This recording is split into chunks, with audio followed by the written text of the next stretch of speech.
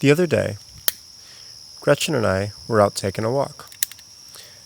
Now, I had $150 that I was planning to donate to a good cause, and we were debating about what I should do with it. Gretchen wanted me to give her the money so that she could buy a new pair of headphones for her iPhone. She had actually already tricked me into buying her a pair of headphones for her birthday last year, but she had promptly lost them. Now, on the other hand, I wanted to use the money to donate to the Against Malaria Foundation. They're an organization that gives long-lasting insecticide-treated bed nets to people who would otherwise die of malaria in countries like Malawi. So her reasoning was that it would make her happy to have the headphones. My reasoning was that we would be able to save some lives by donating to the Against Malaria Foundation, and then that would lead to more happiness overall. While we were walking, we came across a man who was asleep in the road. When he saw us, he woke up and he said, "Do you have any change?" I said no. That was the truth. The only thing I had was a $50 bill and a $100 bill. And I could have given that to him, but my reasoning for keeping it was that I thought, if I give it to the Against Malaria Foundation, I'll be able to do more good. Because money can go farther in Malawi than it can go in the US. Now, in this video, I'm going to be talking about a family of moral theories called Consequentialism.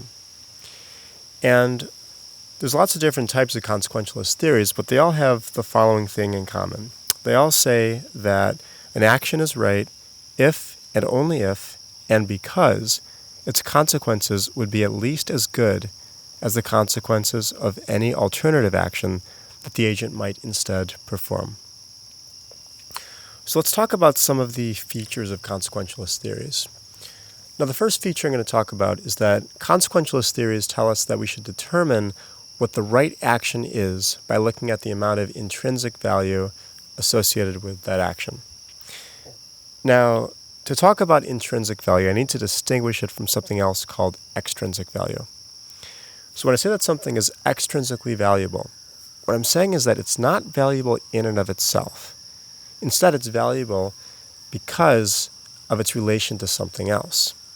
So, for example, if I have a big stack of money, that money is valuable because I can use it to buy other things that could make me happy or healthy. So, for example, if I'm sick and there's a drug that can make me feel better, if I have a big stack of money, I can exchange that money for the drug and then feel better, and then I'll be happier. But the money itself is not valuable in and of itself. Having a big stack of money won't by itself make my life go better. It's only with the things that I can exchange the money for that make my life go better. So that's extrinsic value. When we're talking about intrinsic value, what we're talking about is something that's valuable in and of itself. And a lot of philosophers think that happiness is intrinsically valuable. So if I'm happy, my life is just better because it's happier, right? It's not that the happiness makes my life better because I can use happiness to get other things. It's like, no, it's good because it's happiness. Now, so that's the first feature of consequentialist theories. Second feature of consequentialist theories is that they're comparative. So let's look back at the story. I was walking on the street with Gretchen, and I have $150, and there's three things that I could spend it on. I could spend it on, bed nets through the Against Malaria Foundation. I could spend it on Gretchen's new headphones, or I could give it to the man on the street. And so what I'm doing is I'm comparing these different options based on the amount of intrinsic value associated with them. And so if we go along with this idea that happiness is intrinsically valuable, what we'd want to ask is which of the actions will bring about more intrinsic value, more happiness, right? And that leads to the next feature of consequentialist theories, which is that they are maximizing. So when we're figuring out which action to perform, what we do is we look at the different actions in our option set and we pick the one that brings about the most intrinsic value. And in the case of the story, the one that did that was not donating it to the man on the street, was not giving it to Gretchen so she can buy new headphones, but was giving it to the Against Malaria Foundation. So the final feature of consequentialist theories that we're going to talk about is that they are radically impartial. So recall that Gretchen is my friend, somehow, and that the man on the street was a fellow member of my country. But the children in Malawi dying of malaria are neither of those things. I'm not friends with them, and they're not part of my country. But consequentialist theories tell you that that doesn't matter.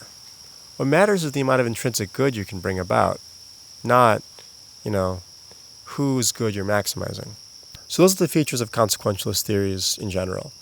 I want to give you an example of a consequentialist theory. I'm going to pick what is probably the simplest one, utilitarianism.